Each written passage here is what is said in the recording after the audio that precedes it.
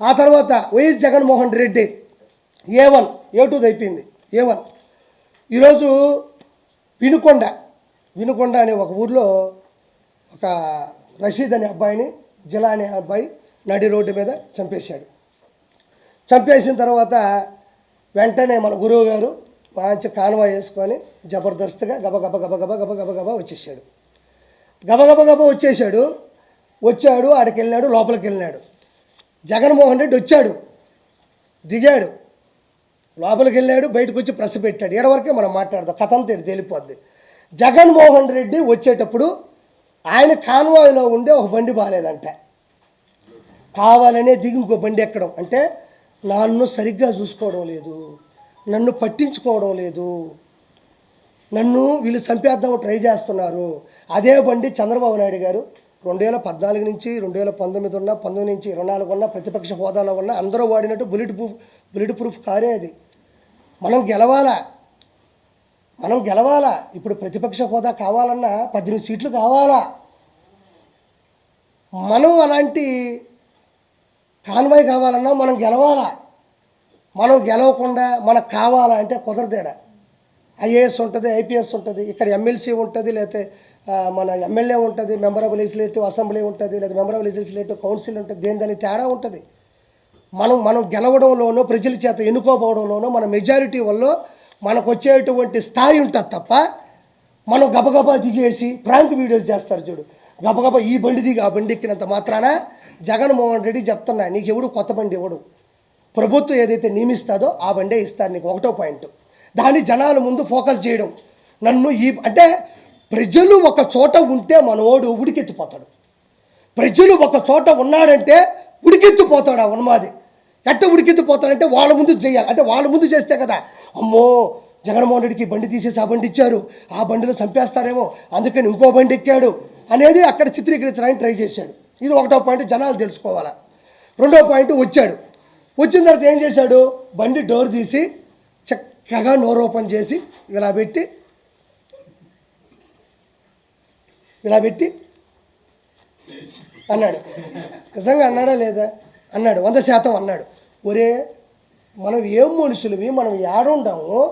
ఒక మనిషి అక్కడ రక్తపాతంలో తలకాయ తెగిపడిపోయి 2 చేతులు తెగిపోయి ఆడ పడిపోయి చచ్చిపోయి వాళ్ళు ముస్లింలు మైనారిటీ అక్కడ పడుకొని ఏడుస్తూ ఉంటే మనోడు బండి దిగడం ఒక సినిమా. 4 పార్ట్లు చెప్తున్నా ఈ సినిమాలో నేను. మొదటి పార్ట్ బండి దిగే ఒక పార్ట్, రెండో పార్ట్ డోర్ ఇట తీసి ఇట్ట పెట్టి చేతులు ఇట్ట పెడతాడు. మళ్ళీ ఈ 2 ఇట్ట గొవ్వగా ఇట్ట పెట్టి ఇట్ట పెడతాడు.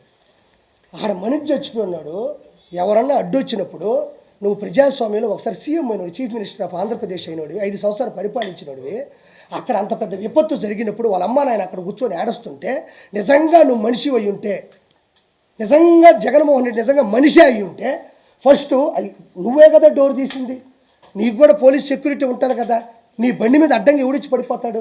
నువ్వు కావాలనే డోర్ తీయడం, కావాలనే బండి తీయడం, దాని మీద జనాలు పెట్టడం, నా రేంజ్ ఇది కాదు అని చెప్పడం. ఇది ఎప్పుడు చెప్పాలబ్బా? ఏదైనా క్యాంపెయిన్ జరిగేటప్పుడు, ఎలక్షన్స్ ముందు రోజో, లేకపోతే ఒక శుభకార్యానికి వెళ్ళేటప్పుడు, లేకపోతే ప్రజల కోసం వెళ్ళి మాట్లాడేటప్పుడు, సభలకు వెళ్ళేటప్పుడు చేస్తారు. మనిషి చనిపోయి విపత్తుతో ఉన్నప్పుడు చేస్తారా? అక్కడ కూడా ప్రమోషనే.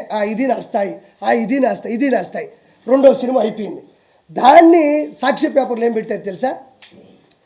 జగన్కి క్రేజ్ ఏమాత్రం తగ్గలేదు. వినుకొండలో విపత్తు, జగన్ హాజరు, ఇది 9వ 10వ ఈ తమ్ముళ్ళు. జగన్ క్రేజు ఏమాత్రం తగ్గలేదు. ఎవడైనా మనిషి అన్నాడు, మృగజాతి పుట్టాడు తప్ప, ఇదిగా తప్ప ఎవరైనా మనిషి అన్నాడు విపత్తుల్లో వినుకొండలో ఒక సంచలనం జరిగితే జగన్ క్రేజు ఏమాత్రం తగ్గలేదు అని ఎక్కడైనా ఏ పేపర్లైనా వేస్తారా, ఏ టీవీలోనే వేస్తారా? ఒకసారి యూట్యూబ్లో తొంగి చూడండి ఒకసారి. అది ఎంతవరకు సమంజసం? ఇందుకు గత అతను ఓడిపోయింది, ఇందుకు గత అతను 11 సీట్లు వచ్చింది. ఇంకొకటి 3వ సినిమా, లోపల పోయాడు, లోపల డ్యాన్స్ వేస్తుంది, లోపల గుండెకాయ కొట్టుకుంటుంది, జగనన్న జగనన్న జనమంతా నీ వెంటే. జగన్ ఉంటే ఆడిపోయినారు, జనమంతా నీ అంటుంటే 11 సీట్లు ఎందుకు వచ్చినాయి నీకు? ఆడ కూర్చున్నాడు, ఆడ కూర్చోకొని వాళ్ళందరినీ పెట్టుకొని, మైండ్ చెడిపింది ఆ మనిషికి, పెట్టుకొని ఇంకా స్టార్ట్ చేశాడు.